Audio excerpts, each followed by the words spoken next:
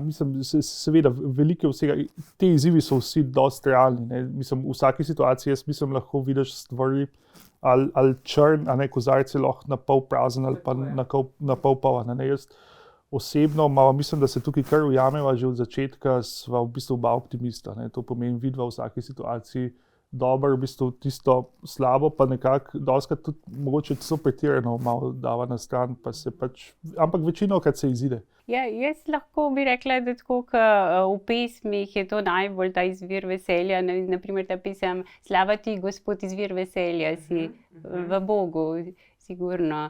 Je pa tako v veselju vsakodnevno, se pa tudi veselim stalno iz otrok, iz Božjem, praznovanji, tako da trenutno se zelo veselim božičnega praznovanja, ki prihaja.